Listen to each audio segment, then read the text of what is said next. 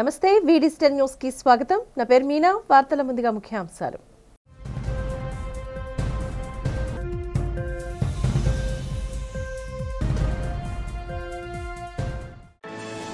ప్రభుత్వ భూముల రక్షణ, నిరుపేదల భూ సమస్యల పరిష్కారంపై శాసనసభలో ప్రశ్నించిన ఎమ్మెల్యేలు, రీసర్వే, ప్రభుత్వ భూముల పరిరక్షణపై కూటమి ప్రభుత్వం పారదర్శకంగా ముందుకు సాగుతుందన్న రెవెన్యూ మంత్రి సత్యప్రసాద్.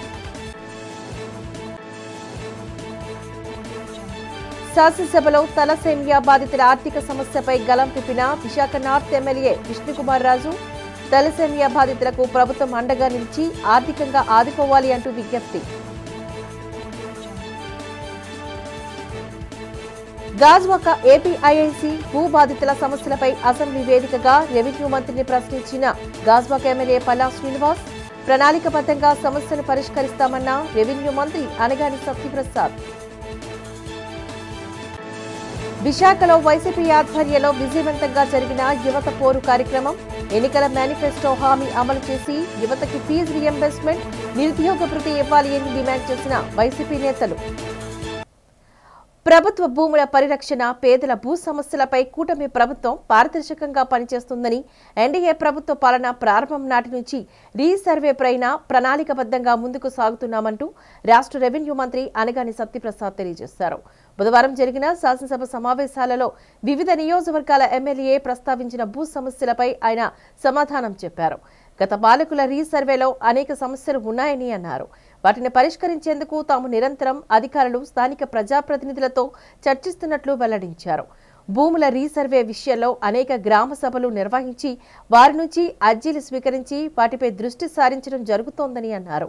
భూముల రీసర్వే చాలా పారదర్శకంగా జరుగుతుందని, గ్రామ సభలు జరిగే సమయంలో స్థానిక ఎమ్మెల్యేలు పాల్గొని వాటిని పరిశీలించి ప్రభుత్వ దృష్టికి తీసుకురావాలని సూచించారు.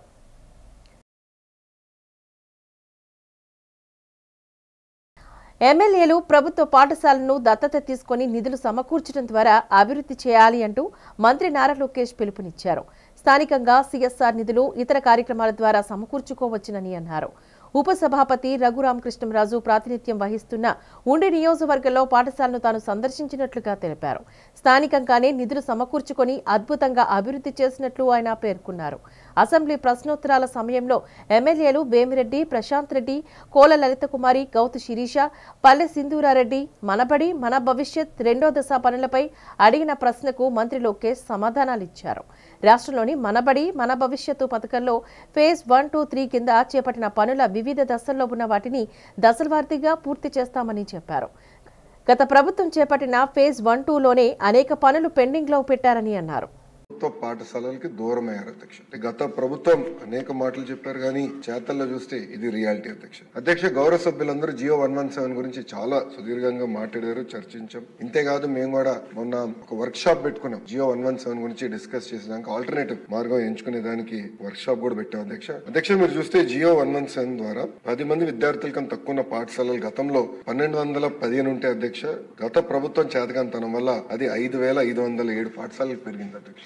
ఇంకో పక్కన 20 విద్యార్థుల కన్నా తక్కువ ఉన్న పాఠశాలలు చూస్తే గతంలో 5520 ఉంటే అధ్యక్ష, గత ప్రభుత్వం చేతకాంతనం వల్ల 13720 పాఠశాలలు పెరిగింది అధ్యక్ష. అంతేకాదు అధ్యక్ష, సింగిల్ టీచర్, ఇప్పుడు మనందరం సింగిల్ టీచర్ గురించి మాట్లాడుతున్నాం. సింగిల్ టీచర్ స్కూల్స్ అధ్యక్ష దాదాపు 30% స్కూల్స్ వచ్చినాయి ఉన్నాయి అధ్యక్ష. అంటే 12512 పాఠశాలలు సింగిల్ టీచర్ స్కూల్స్ అధ్యక్ష. మీరు డ్రాప్ అవుట్ రేట్ గురించి కూడా గౌరవ సభ్యులందరూ ఈ రోజు మాట్లాడటం జరిగింది అధ్యక్ష. మీరు చూస్తే ఆంధ్ర రాష్ట్రంలో అది 12.5% డ్రాప్ అవుట్ రేట్ కి వెళ్ళిపోయింది అధ్యక్ష. అంటే ఒక మాటలో చూస్తే 7వ తరగతి నుంచి 8వ తరగతికి ప్రధానంగా ఆడపిల్లలు చూస్తే అధ్యక్ష దాదాపు 47,000 మంది ఆడపిల్లలు విద్యకి దూరం అయ్యారు అధ్యక్ష. అంటే ట్రాన్సిషన్ లో పిల్లలు మిస్ అవుతున్నారు, కంటిన్యూటీ లేదు. ఇది నాకు గౌరవ సభ్యులు వచ్చి చెప్పారు అధ్యక్ష, అధికారులుగా. ఆ తర్వాత అధికారులు నేను ఫస్ట్ అడిగిన ప్రశ్న, అసలు ఎంతమంది పిల్లలు ప్రభుత్వ పాఠశాలలో చదువుతున్నారు నాకు స్పష్టంగా చెప్పండి అని నేను అడిగాను అధ్యక్ష. పొద్దున ఒక నంబర్ చెప్తారు, సాయంత్రం ఒక నంబర్ చెప్తారు. అట్లా వారాలు నెలల తర్వాత 33,40,000 మంది వచ్చి నేను అడిగాను, ఎందుకు ఇన్ని రోజులు పెట్టింది అంటే, గతంలో పంచాయతీరాజ్ గ్రామీణాభివృద్ధి శాఖ మంత్రిగా పనిచేశాను. డాష్ బోర్డ్ లో నాకు తెలిసేది అసలు ఏ ఊర్లో ఏ పని జరిగింది, ఏంటి ఇంత దారుణమైన పరిస్థితి అంటే వాళ్ళు చెప్పారు అధ్యక్ష, డ్రాప్ బాక్స్ అని ఉంది అధ్యక్ష. అంటే పిల్లల్ని సిస్టమ్ లో తీసుకెళ్లి మధ్యలో పెడతారు అధ్యక్ష. అంటే అటు ప్రైవేట్ స్కూల్లో పెట్టరు, ప్రభుత్వ పాఠశాలలో మధ్యలో పెడతారు. అంటే కన్వీనియన్స్ బట్టి మూవ్ చేస్తారు అధ్యక్ష. విచిత్రమైన దాన్ని చూస్తే దాదాపు 1,00,000 మంది పిల్లలు 17 సంవత్సరాలు సంవత్సరాల కన్నా ఎక్కువ వయసు ఉన్న వాళ్ళు డ్రాప్ బాక్స్ లో ఉన్నారు అధ్యక్ష. అంటే వాళ్ళు ఇంజనీరింగ్ వేరే పై చదువులు వెళ్లాల్సిన పిల్లలు డ్రాప్ బాక్స్ లో పెట్టేసి అట్లా ఇరికిచ్చారు అధ్యక్ష. అంటే కావాలని జీఆర్ రేషియో ఇంప్రూవ్ చేద్దామని వాస్తవాలకి దూరంగా గత ప్రభుత్వం పనిచేసింది. గాజువాక రెవెన్యూ సమస్యలపై అసెంబ్లీ వేదికగా గాజువాక ఎమ్మెల్యే పల్లా శ్రీనివాస్ గలం విప్పారు. బుధవారం జరిగిన సమావేశాల్లో గాజువాకలో గడిచిన అనేక సంవత్సరాలుగా పరిష్కారం కాని భూ పరిహారంపై ఆయన మాట్లాడారు. గాజువాకలో ఏపీ ఐఐసిసి కోసం భూములు ఇచ్చిన కుటుంబాలకు ఇప్పటికీ భూ కేటాయింపులు జరగలేదని అన్నారు. వీరికి న్యాయం జరగాలి అంటే అది శాసనసభ ద్వారానే జరగాలని అన్నారు. 1962లో ఏపీ ఐఐసి భూములు తీసుకుంటే ఇప్పటి వరకు దాదాపు 7 గ్రామాల ప్రజలకు భూముల కేటాయింపు జరగలేదు అంటూ వాపోయారు. ఈ సమస్యపై ఇప్పటికే సబ్ కమిటీలు వేయడం జరిగిందని, కానీ అధికారులు వారు నిర్ణయాన్ని వెల్లడించకపోవడం ఈ జాప్యానికి కారణంగా పేర్కొన్నారు. ఇప్పటికైనా ఈ సమస్యల పరిష్కారానికి సభ ద్వారా నిర్ణయం జరగాలి అంటూ పల్లా శ్రీనివాస్ కోరారు. 9 లక్షలు గ్రీవెన్స్ వచ్చినాయి అధ్యక్ష. పబ్లిక్ గ్రీవెన్స్ రిడ్రెసల్ సిస్టమ్ గాని చూస్తే 9 లక్షలు మనకి అర్జీలు వచ్చినాయి. ఇందులో సుమారు 6 లక్షలు అర్జీలు కేవలం రెవెన్యూ డిపార్ట్మెంట్కి వచ్చినాయి అధ్యక్ష. ఇంకా మిగతా డిపార్ట్మెంట్లు అన్ని కలిపి పోలీస్ కానీ మున్సిపల్ అడ్మినిస్ట్రేషన్ కానీ 20,000 30,000 అలాగ వచ్చినాయి అధ్యక్ష.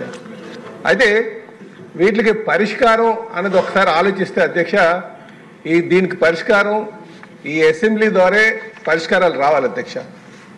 ఎందుకంటే అధికారులు డెసిషన్ తీసుకుంటే దీనికి పరిష్కారం దొరికి ఉండేది.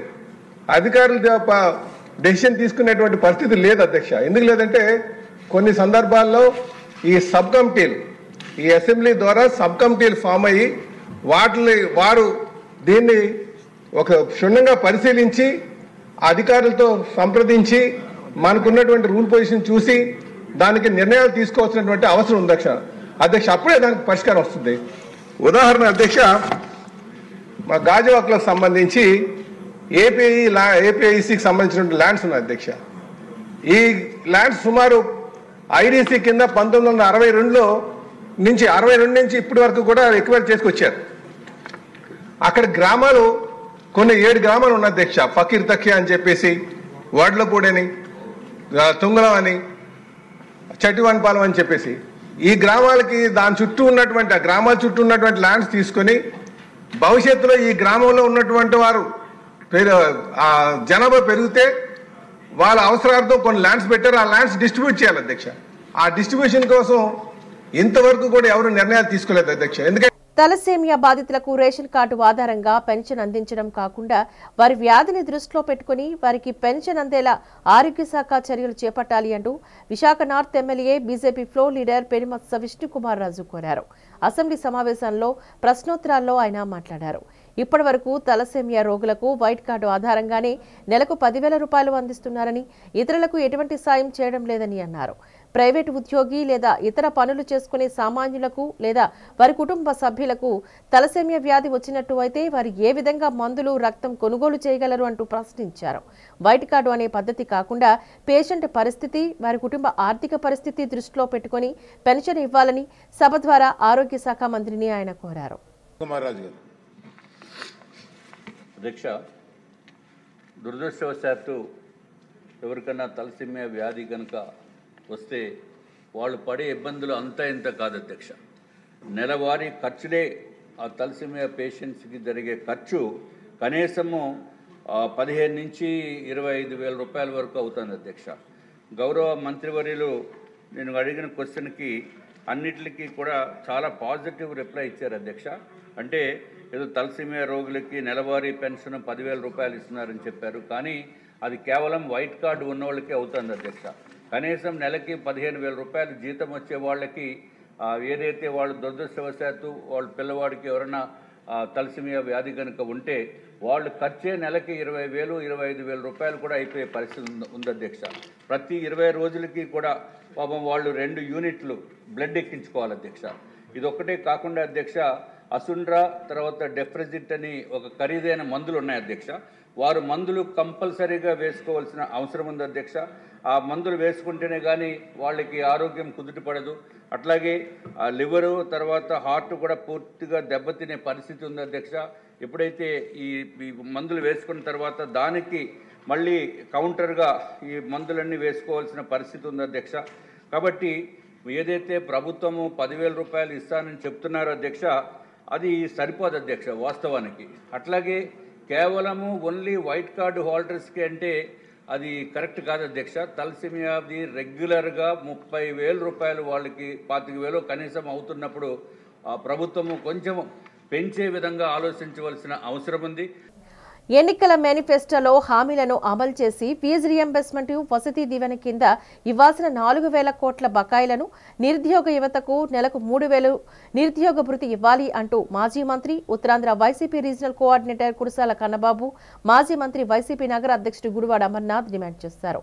వైసీపీ రాష్ట్ర కమిటీ పిలుపులో భాగంగా విద్యార్థులు, నిరుద్యోగుల పక్షాన నిలుస్తూ చంద్రబాబు సర్కారుపై నిరసన తెలియజేస్తూ యువత పోరు పేరుతో జిల్లా పరిషత్ జంక్షన్ నుంచి ర్యాలీగా వైసీపీ నాయకులు శ్రేణులు బుధవారం ఉదయం బయలుదేరారు.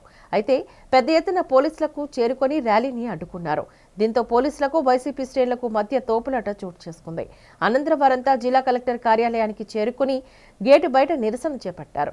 ఇక్కడ కూడా పోలీసులు అడ్డుకోవడంతో మాజీ మంత్రి కన్నబాబు, అమర్నాథ్, మేయర్ హరివెంకట కుమారి, మాజీ ఎమ్మెల్యేలను, కొంతమంది వైసీపీ నాయకులను పోలీసులు కలెక్టర్ కార్యాలయంలోకి అనుమతించారు. అమర్నాథ్ నేతృత్వంలో వారు జిల్లా కలెక్టర్కి వినతి పత్రాన్ని వారు అందజేస్తారు.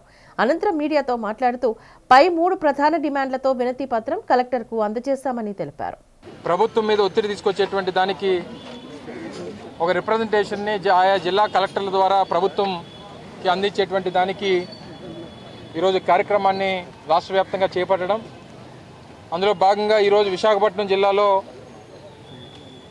ఈ ప్రాంతంలో ఉన్నటువంటి యువత పక్షాన ఈ కార్యక్రమాన్ని చేపట్టి జిల్లా పరిషత్ జంక్షన్ నుంచి ఈరోజు జిల్లా కలెక్టర్ కేంద్రం వరకు ఒక ప్రొసెషన్ని ఆర్గనైజ్ చేసి ఇప్పుడే జిల్లా కలెక్టర్ గారికి కూడా రిప్రజెంటేషన్ని అందజేయడం జరిగింది. కార్యక్రమానికి మరి ముఖ్య అతిథిగా కూడా పెద్దలు రీజనల్ కోఆర్డినేటర్, మాజీ మంత్రివర్యులు కన్నబాబు గారు, జిల్లా మాజీ శాసనసభ్యులు, సమన్వయకర్తలు అందరం కూడా, మేయర్ గారు అందరూ కూడా ఈరోజు పార్టిసిపేట్ చేయడం జరిగింది. పెద్ద ఎత్తున పార్టీ కార్యకర్తలు అందరూ కూడా ఈ ప్రభుత్వం గడిచినటువంటి ఎన్నికల్లో అధికారంలోకి రావడానికి కావాల్సినటువంటి అన్ని ఆయుధాలను కూడా వాడుకొని రాష్ట్రంలో ఉన్నటువంటి రైతుల్ని, రాష్ట్రంలో ఉన్నటువంటి మహిళల్ని, రాష్ట్రంలో ఉన్నటువంటి యువతని అందరినీ కూడా వాడుకొని అధికారంలోకి వచ్చిన తర్వాత ఇచ్చినటువంటి హామీలను మర్చిపోయినటువంటి ప్రభుత్వం వారికి గుర్తు చేయాలి, వారి మీద ఒత్తిడి తీసుకురావాలి. అధికారంలోకి వచ్చి 9 మాసాలు పూర్తయిపోయినటువంటి ఈ సందర్భంలో ఇప్పటికీ కూడా ఇచ్చినటువంటి హామీని ఏ ఒక్కటి కూడా అమలు చేసేటువంటి దానికి ముందుకు రావట్లేదు. ఎన్నికల ముందు ఇచ్చిన హామీ మేరకు కూటమి ప్రభుత్వం పేదలకు పట్టణాల్లో 2 సెంట్లు, గ్రామాల్లో 3 సెంట్లు చొప్పున ఇళ్ల స్థలాలు ఇవ్వాలని సిపిఐ జిల్లా కార్యదర్శి ఎం పైడిరాజు డిమాండ్ చేశారు. అర్హులైన పేదలకు ఇళ్ల స్థలాలు ఇవ్వాలని కోరుతూ సిపిఐ జిల్లా సమితి ఆధ్వర్యంలో బుధవారం పెద్ద సంఖ్యలో పేదలు సీతమ్మధార కార్యాలయం వద్ద తహసీల్దార్ ఎం రమేష్ కు ఎం పైడిరాజు, పాత్రిపల్లి చంద్రశేఖర్ తదితరులు ప్రజల చేత దరఖాస్తులను అందజేశారు. ఈ సందర్భంగా పైడిరాజు మీడియాతో మాట్లాడుతూ కూటమి ప్రభుత్వం అధికారంలోకి వచ్చి 9 నెలలు గడుస్తున్న హామీ అమలుకు చర్యలు తీసుకోలేదని అన్నారు. ఇటీవల రాష్ట్ర ప్రభుత్వం ప్రవేశపెట్టిన 3.20 లక్షల కోట్ల భారీ బడ్జెట్లో ఇళ్ల స్థలాల కోసం నిధులు కేటాయించలేదని, కనీసం 10,000 కోట్ల రూపాయలు దీనికి కేటాయించాలని, బడ్జెట్ సమావేశంలో దీనిపై నిర్ణయం తీసుకోవాలని, లేని పక్షంలో పేద ప్రజలతో ఉద్యమిస్తాము అని హెచ్చరించారు.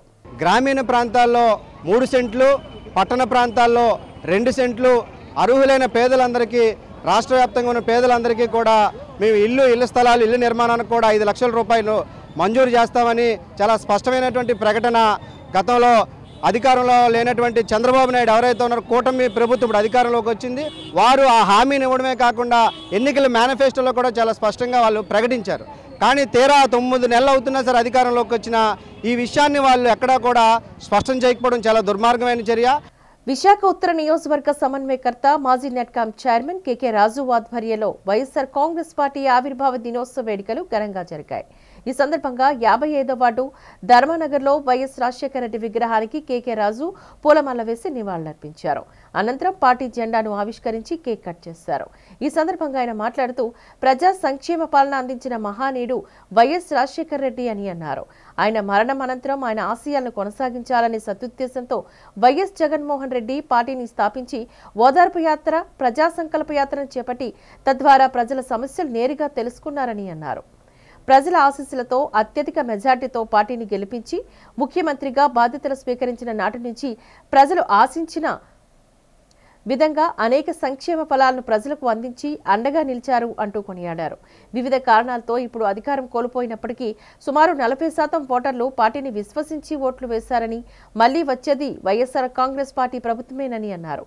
అప్పటి వరకు ప్రజలకు పార్టీ తరపున ఎల్లప్పుడూ అండగా ఉండాలని ఆయన కోరారు. ఈ కార్యక్రమంలోని deputy mayor Katumuri Satish, floor leader Banala Srinivasarao తదితరులు పాల్గొన్నారు.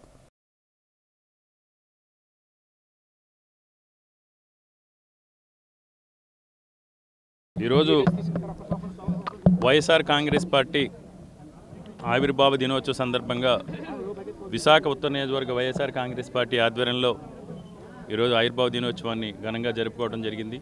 స్వర్గీయ దివంగత ముఖ్యమంత్రి వర్యులు రాజశేఖర రెడ్డి గారికి విగ్రహానికి పూలమాల సమర్పించి, ఎందుకంటే ఆయన గురించి మనకు తెలుసు. ఈ దేశంలో సంక్షేమం అంటేనే ఒక ఆరోగ్యశ్రీ కానీ, ఫీజు రియంబర్స్మెంట్ కానీ, రైతు రుణమాఫీ కానీ, డ్వాక్రా అక్క చెల్లెమ్మల రుణమాఫీ కానీ గుర్తుకొచ్చే పేరు ఈరోజు రాజశేఖర రెడ్డి గారు. ఆయన నుంచి కష్టపడి పనిచేయడం, ఇచ్చిన మాట మీద నిలబడటం, ప్రజలకు సేవ చేయడానికి వారసత్వంగా తీసుకున్న జగన్మోహన్ రెడ్డి గారి ఆధ్వర్యంలో ఏర్పాటైన వైఎస్ఆర్ కాంగ్రెస్ పార్టీ ఈరోజు ఈ రాష్ట్రంలో ఈ రాష్ట్ర ప్రజల కోసం ఎన్నో పోరాటాలు చేయడం జరిగింది. ముఖ్యంగా 2019 నుంచి 2024 వరకు కూడా వైఎస్ఆర్ కాంగ్రెస్ పార్టీ అధికారంలో ఉన్నప్పుడు ప్రజాపాలన అంటే ఈ విధంగా ఉండాలి, ప్రజల జీవన ప్రమాణాలు మెరుగుపరిచి పేదరికాన్ని నిర్మూలించడం అంటే ఏ విధంగా నిర్మూలించవచ్చని జగన్మోహన్ రెడ్డి గారు చేసి చూపించడం జరిగింది. విద్యారంగంలో కానీ, వైద్య రంగంలో కానీ, సేవారంగంలో కానీ, వ్యవసాయ రంగంలో కానీ, పారిశ్రామిక రంగంలో కానీ, ముఖ్యంగా పరిపాలన వికేంద్రీకరణకు నాంది పలికి గ్రామ స్థాయిలో సచివాలయ వ్యవస్థ ద్వారా ప్రజలందరికీ కూడా అందుబాటులోకి ప్రభుత్వ సేవలను తీసుకొచ్చి నిజాయితీగా, నిష్పక్షపాతంగా, అవినీతి రహితంగా జగన్మోహన్ రెడ్డి గారు 5 సంవత్సరాల కాలం పాటు సుపరిపాలన అందించడం జరిగింది. దురదృష్టవశాత్తు కూటమి నాయకుల యొక్క అబద్ధపు, అసత్యపు వాగ్దానాల హామీలు నమ్మి ప్రజలు ఒక తీర్పునివ్వడం జరిగింది. ఆ తీర్పుని మనందరూ కూడా కట్టుబడి ఉన్నాం. తప్పకుండా ఈరోజు ప్రతిపక్ష పార్టీగా ప్రజల పక్షాన వైఎస్ఆర్ కాంగ్రెస్ పార్టీ జగన్మోహన్ రెడ్డి గారు నిలబడి ఈరోజు ఏదైతే కూటమి ప్రభుత్వం ఇచ్చిన హామీలు కానీ, ప్రజలు అందించాల్సిన పథకాల విషయంలో కానీ జగన్మోహన్ రెడ్డి గారు పోరాటం చేస్తున్నారు. మనందరం కూడా జగన్మోహన్ రెడ్డి గారు వెన్నంటి నడిచి రాబో రోజుల్లో మన నాయకుడిని మళ్ళీ మన ముఖ్యమంత్రి చేసుకునే వరకు కూడా మనందరం కూడా కలిసిమెలిసి పార్టీని బలోపేతం చేసుకోవాలని అందరినీ కూడా విజ్ఞప్తి చేశారు. విశాఖ ఉత్తర నియోజకవర్గ పలు ప్రాంతాల్లో అభివృద్ధి పనులకు గాను నియోజకవర్గం ఎమ్మెల్యే విష్ణుకుమార్ రాజు కుమార్తె పి శ్యామల దీపిక శంకుస్థాపన చేశారు. ముందుగా 14వ వార్డులో బాలయ్య శాస్త్రి లేఅవుట్లో స్థానిక కార్పొరేటర్ అనిల్ రాజ్తో కలిసి సృజని పార్కు దగ్గర సుమారు 12.9 లక్షలతో డ్రైన్స్ అండ్ కాల్వర్స్ శంకుస్థాపన చేశారు. అనంతరం 42వ వార్డు అక్కైపాలెం, జగన్నాథపురం, మూడుగుడులు జంక్షన్ వద్ద సుమారు 19 లక్షలతో డ్రైన్స్ మరియు cover slabs, foot path tiles శంకుస్థాపన చేశారు. ఈ సందర్భంగా దీపిక, అనిల్ రాజులు మాట్లాడారు. శంకుస్థాపన చేసిన అభివృద్ధి పనులను త్వరితగతిన పూర్తి చేయాలని అధికారులకు సూచించారు. కార్యక్రమంలో బీజేపీ, టీడీపీ, జనసేన వార్డు అధ్యక్షుడు, వార్డు నాయకులు, కార్యకర్తలు, జీపీఎంసీ సిబ్బంది, అధికారులు తదితరులు పాల్గొన్నారు.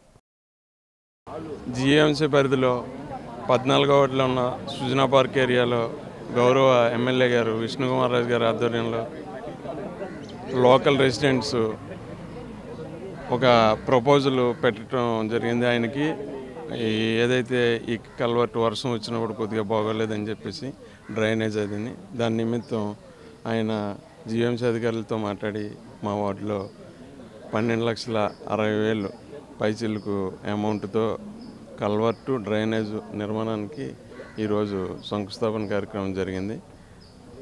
ఈ కార్యక్రమంలో పాల్గొన్న ఎమ్మెల్యే గారు డాక్టర్ దీపిక గారికి, అలాగే వార్డు మిగిలిన పార్టీ నాయకులందరికీ, అధ్యక్షులందరికీ కూడా ధన్యవాదాలు తెలుపుకుంటూ ఈ 14వ వార్డులో ఇంకేమైనా అభివృద్ధి పనులు మిగిలి ఉంటే రెసిడెన్స్ ద్వారా కానీ, లోకల్గా కానీ ఎవరైనా చెప్తే త్వరితగతిని ఆ పనులు పూర్తి చేస్తామని కూడా తెలియజేసుకుంటాం. వెన్నుపోటు చంద్రబాబు, పవన్ కళ్యాణ్ పిచ్చి చేష్టలకు ఆంధ్రప్రదేశ్ రాష్ట్రం పూర్తిగా అంధకారంలోకి వెళ్లిపోతుంది అని మాజీ ఎమ్మెల్యే వాసుపల్లి గణేష్ కుమార్ ఆరోపించారు. విశాఖపట్నం జిల్లా దక్షిణ నియోజకవర్గం 29వ వార్డు జగదాంబ జంక్షన్లో వైఎస్ఆర్ విగ్రహం వద్ద వైఎస్ఆర్ కాంగ్రెస్ పార్టీ 15వ ఆవిర్భావ దినోత్సవం సందర్భంగా వేడుకలు ఘనంగా జరిగాయి. ముందుగా వాసుపల్లి గణేష్ కుమార్, మాజీ MLA Tainala Vijay Kumar, YCP senior నాయకులు ద్రోణంరాజు, శ్రీవాత్సవ్, జాన్ వెస్లీ, కొండా రాజీవ్ గాంధీ వైఎస్ఆర్ విగ్రహానికి పూలమాల వేసి ఘన నివాళులర్పించారు. అనంతరం 29వ వార్డు వైసీపీ అధ్యక్షుడు పీతల మూర్తి యాదవ్ ఆధ్వర్యంలో కేక్ కటింగ్ కార్యక్రమం చేశారు. అనంతరం పేద మహిళలకు చీరల పంపిణీ చేశారు. ఈ సందర్భంగా వాసుపల్లి గణేష్ కుమార్ మాట్లాడుతూ 14 ఏళ్లలో వైఎస్ఆర్సీపీ ప్రజల తరపున ఎన్నో పోరాటాలు చేసిందని అన్నారు. 5 ఏళ్లు ముఖ్యమంత్రిగా జగన్మోహన్ రెడ్డి అన్ని వర్గాల ప్రజలకు రామరాజ్యాన్ని అందించిన చరిత్ర వైసీపీదే మాత్రమేనని అన్నారు. పీతల వాసు ఈ సందర్భంగా మాట్లాడుతూ జగన్ పాలన చంద్రబాబు పాలన యొక్క వ్యత్యాసాన్ని వివరిస్తూ జగన్ కోసం జనం ఎదురు చూస్తున్నారని అన్నారు. ఈ కార్యక్రమంలోని కార్పొరేటర్లు చెన్నా జానకిరాం, కోడుగుళ్ల పూర్ణిమ, రాష్ట్ర PC corporation director Kanakala Eswararao తదితరులు పాల్గొన్నారు.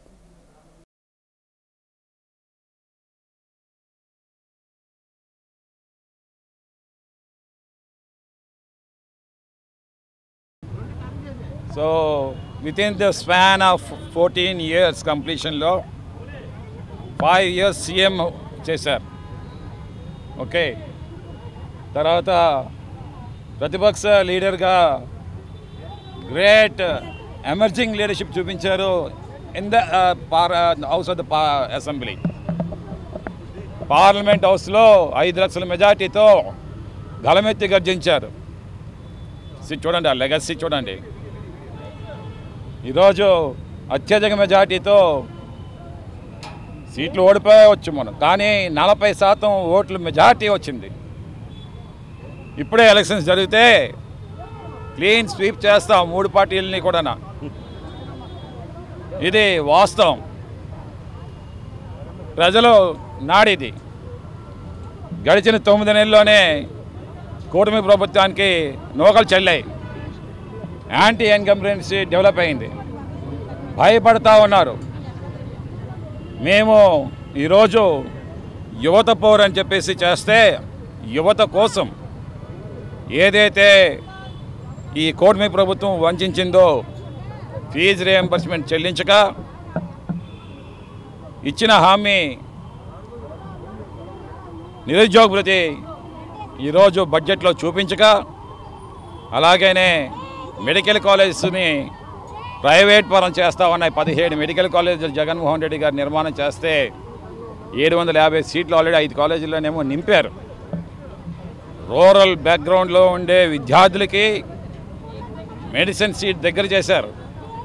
నీట్ ఎగ్జామ్ రాసిన తర్వాత క్వాలిఫై కాకపోతే ప్రపంచ దేశాల్లో, రష్యా లాంటి దేశాల్లో మన ఆంధ్ర రాష్ట్ర విద్యార్థులు వెళ్ళకూడదు, మన 17 మెడికల్ కాలేజీలో చదువుకోవాలన్న ఒక సహుద్దేశంతో ఈరోజు ఏర్పాటు చేస్తే అవన్నీ ప్రైవేట్ పరం చేస్తూ ఉన్నారు. నిన్నటి నుంచి ఒక కష్టపడంలో తిరగలేదు వీళ్ళు. ఇది కార్యక్రమం ఘనంగా జరిగిందంటే వీళ్ళందరూ పూర్తి సహకారం జరిగింది. ఆ రోజు వైఎస్ఆర్ ఇచ్చిన హామీ ఇవ్వలేని హామీ కూడా తీర్చి పేద గుంటుల్లో దేవుడయ్యాడు. అదే స్ఫూర్తితో జగన్ గారు మొన్న 2019లోనే 99% మేనిఫెస్టో అమలుపరిచి చరిత్ర సృష్టించాడు. అటువంటి మనిషికి కూటమిలు 4-5 కలిసిపోయి ఈరోజు ఆయనకి దెబ్బతీయడం జరిగింది. సింగిల్గా వస్తే మటుకు వాళ్ళు ఎవరికి అంచులు ఉండవని తెలిసిపోయి ఒక పైన మోడీ, పవన్ కళ్యాణ్, ఇక్కడ చంద్రబాబు నాయుడు అందరూ కూటమి ఆయన్ని మోసం చేశారు తప్పితే ఓటు శాతంలో మటుకు వాళ్ళు ముగ్గురికి వెళ్ళేసిన వాళ్ళు 1,53,00,000 అయితే జగన్ గారికి 1,33,00,000 ఓట్లు ఈరోజు వచ్చి చరిత్ర సృష్టించాడు. సెక్రటరీ ఈరోజు 15వ సంవత్సరంలో మన పార్టీ ఆవిర్భావ దినోత్సవం అడుగుపెడుతున్న సందర్భంగా వైఎస్ఆర్ కాంగ్రెస్ పార్టీ శ్రేణులకు అందరికీ ముఖ్యంగా శుభాకాంక్షలు తెలియజేసుకుంటున్నాం. ఈరోజు మా 29వ వార్డు కాబోయే కార్పొరేటర్ మా అన్న పీతలవాసు గారి ఆధ్వర్యంలో ఈ కార్యక్రమం అంగరంగ వైభవంగా జరిగింది. ఒక మహానేత వైఎస్ రాజశేఖర రెడ్డి గారు చనిపోయిన తర్వాత 693 మంది చనిపోతే ఆ యొక్క త్యాగాల్లో నుంచి పుట్టిన పార్టీ వైఎస్ఆర్ కాంగ్రెస్ పార్టీ. అలాంటి పార్టీ ఈరోజు మంచి ఓటు శాతంతో మనం ప్రతిపక్ష హోదాలో ఉన్నాం. జిల్లాలోని అసంపూర్తి ఇళ్ల నిర్మాణాలకు రాష్ట్ర ప్రభుత్వం అదనపు ఆర్థిక సహాయాన్ని అందిస్తున్నట్లు జిల్లా కలెక్టర్ ఎంఎన్ హరీంద్ర ప్రసాద్ వెల్లడించారు. బుధవారం కలెక్టరేట్లో వీడియో కాన్ఫరెన్స్ హాల్ నుంచి గృహ నిర్మాణాలకు అదనపు ఆర్థిక సహాయం వివరాలు తెలిపేందుకు గాను పత్రికా సమావేశాన్ని నిర్వహించారు. ఈ సందర్భంగా జిల్లా కలెక్టర్ ఎంఎన్ హరీంద్ర ప్రసాద్ మాట్లాడుతూ పీఎంఏవైలో ఇల్లు మంజూరై ఇంకనూ వివిధ దశల్లో నిర్మాణంలో ఉన్న గృహాలకు అదనంగా ఆర్థిక సాయం అందించాలని ప్రభుత్వం సంకల్పించిందని చెప్పారు.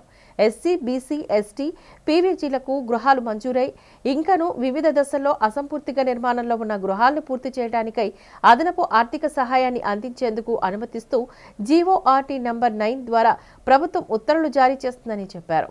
స్వర్ణాంధ్ర విజన్ 2047 లక్ష్యంలో భాగంగా 2029 నాటికి అందరికీ ఇల్లు నిర్మించాలనే లక్ష్యంలో భాగంగా అసంపూర్తి నిర్మాణంలో ఉన్న గృహాలను పూర్తి చేయడానికి అదనపు ఆర్థిక సహాయాన్ని అందిస్తుందని అన్నారు.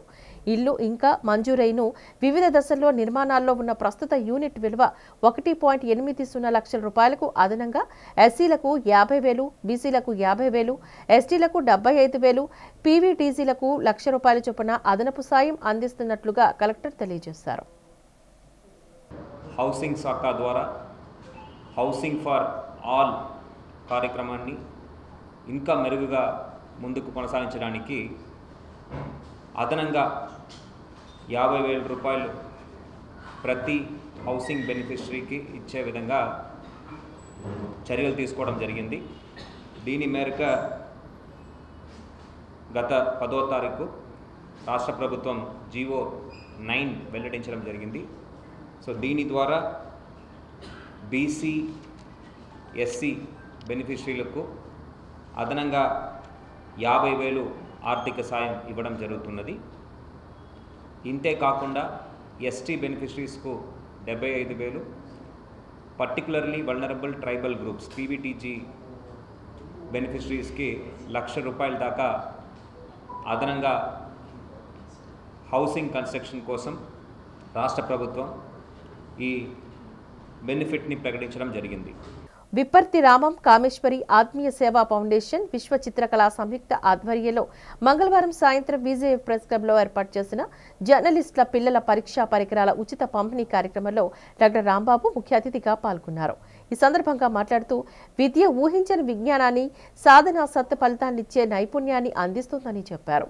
ఇన్ఛార్జ్ డీటీసీఆర్ సిహెచ్ శ్రీనివాసరావు, ఆర్టీఓ ఎం బుచ్చిరాజు, సింహాచలం దేవస్థానం ధర్మకర్తల మండలి మాజీ సభ్యులు, జాతీయ జర్నలిస్ట్ సంఘం కార్యదర్శి గంట్ల శ్రీనిబాబు, వాకస్ ఇంటర్నేషనల్ పూర్వ అధ్యక్షుడు కమల్ బేడ్లు మాట్లాడుతూ నిత్యం సమాజాన్ని జాగృతిపరిచే వార్తలు అందించే జర్నలిస్టు పిల్లలు పట్టుదలతో ఉన్నత చదువులు చదువుతూ దేశ విదేశాల్లో పేరు ప్రఖ్యాతులు సంపాదిస్తున్నారని అన్నారు. విప్పర్తి రామం కామేశ్వరి ఆత్మీయ సేవా ఫౌండేషన్ వ్యవస్థాపకుడు బి శ్రీనివాస్ జగన్మోహన్ మాట్లాడుతూ ప్రతి ఏటా పరీక్షల సమయంలో జర్నలిస్టు పిల్లలకు ఉచితంగా కిట్స్, అవసరమైన ప్రత్యేక శిక్షణ అందిస్తామని అన్నారు.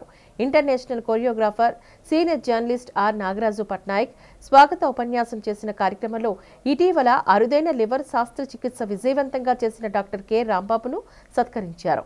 అనంతరం 75 మంది బాలలకు పరీక్షా పరికరాలను అందించారు. అందరూ కూడా పాత్రికేయులు కూడా మా యొక్క కార్యక్రమాలు ఇప్పుడు కూడా ప్రజలకు చేరే విధంగా గళాన్ని వాళ్ళ ద్వారానే మేము ఈ యొక్క కార్యక్రమాన్ని చేస్తున్నామని వాళ్ళ ద్వారా తెలియజేస్తున్నాం. ముఖ్యంగా చిన్నారులు 10th క్లాస్ పరీక్ష ఉన్నప్పుడు కొద్దిగా టెన్షన్ ఉంటుంది. అయినప్పుడు కూడా శారీరక దారుఢ్యం, మానసిక మనోబలం రెండు మిశ్రంగా చేసుకుని వారు ఈ పరీక్షలను విజయవంతంగా పూర్తి చేసి మునముందు భవిష్యత్తులో మంచి స్థానానికి ఎదుగుతారని మా రవాణా సెక్టర్ మీ అందరికీ కూడా శుభాకాంక్షలు తెలియజేస్తూ ఇంత చక్కటి కార్యక్రమానికి ఇక్కడ మమ్మల్ని కూడా ఆహ్వానించి మమ్మల్ని భాగస్వామ్యం చేసినందుకు. మనం చూస్తున్నప్పుడు చెట్లు మొలుస్తూ ఉంటాయి. పిచ్చి చెట్లు చకచకా మొలుస్తూ కనిపిస్తాయి మనకి 10 రోజుల్లో, 15 రోజుల్లో, నెల రోజుల్లో. అదే ఒక వెదురు మొక్క పెరగాలనంటే 2 సంవత్సరాలు, 3 సంవత్సరాలు, 4 సంవత్సరాలు సమయం పడుతుంది. ఎందుకనంటే అది పెరిగి 20 అడుగులు 30 అడుగులు నించొని ఉండడానికి దాని కింద వేర్లని మొత్తం సమకూర్చుకున్న తర్వాత మాత్రమే దాని పెరుగుదల మొదలవుతుంది. సో మనము మన గమ్యాన్ని చేరుకోవాలనంటే ఎలాగైతే వెదురు మొక్క అంత కష్టపడుతుందో మీరు అంత కష్టాన్ని అనుభవించి ఎంత ఎక్కువ కష్టపడితే మీరు అంత ప్రయోజకులు అవుతారు. నేను మీలాగే 10th క్లాస్లో ఉన్నప్పుడు ఆ సమయంలో 1986 నేను 10th క్లాస్ చదువుతున్నప్పుడు మొట్టమొదటిసారి మా స్కూల్లో నైట్ క్లాసెస్ అని పెట్టారు. ఓమ్ని ఆర్కే ఆసుపత్రి గీగిల్స్ విభాగంలో ఆండ్రాలజీ మెన్స్ హెల్త్ క్లినిక్ ప్రారంభమైంది. పురుషులలో సంతానలేమికి సంబంధించిన సమస్యలకు చికిత్సను అందించేందుకు గాను రామ్నగర్లో గీగిల్స్ ఓమ్ని ఆర్కే ఆసుపత్రిలో క్లినిక్ను అందుబాటులోకి తీసుకువచ్చారు. ఈ క్లినిక్ను ఆసుపత్రి MD chief consultant paediatrician doctor Radhakrishna ప్రారంభించారు. ఆసుపత్రి consultants urologist and andrologist doctor Satish Babu, పిగిలం chief fertilize consultants doctor Sridevi నెల్లిమర్లను కేంద్రం ద్వారా అందించే సేవలు, పురుషుల్లో ఫెర్టిలిటీ సమస్యలపై అవేర్నెస్ టాక్లో మాట్లాడారు. ఆండ్రాలజీ మెన్స్ హెల్త్ క్లినిక్ ద్వారా అందించే చికిత్సా వివరాలను తెలిపారు. ఆసుపత్రి సేవలను వినియోగించుకోవాలని కోరారు. కార్యక్రమంలో వైద్యులు, సిబ్బంది తదితరులు పాల్గొన్నారు.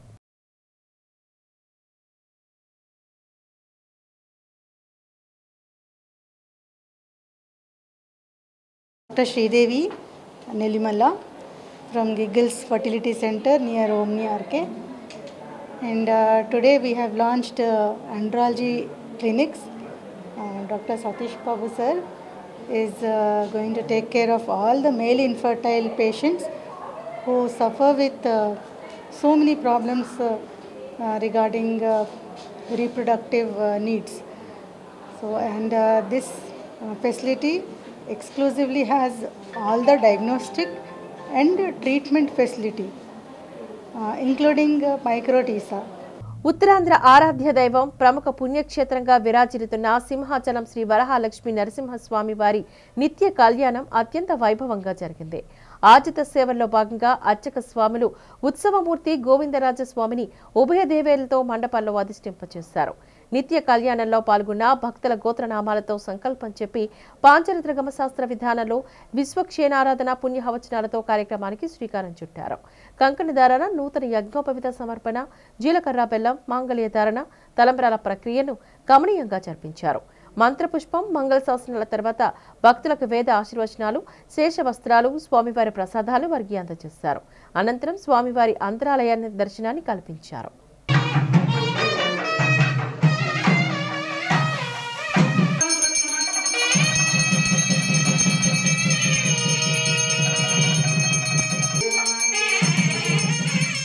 వార్తలు ముగించే ముందు ముఖ్యాంశాలు మరొక్కసారి చూద్దాం.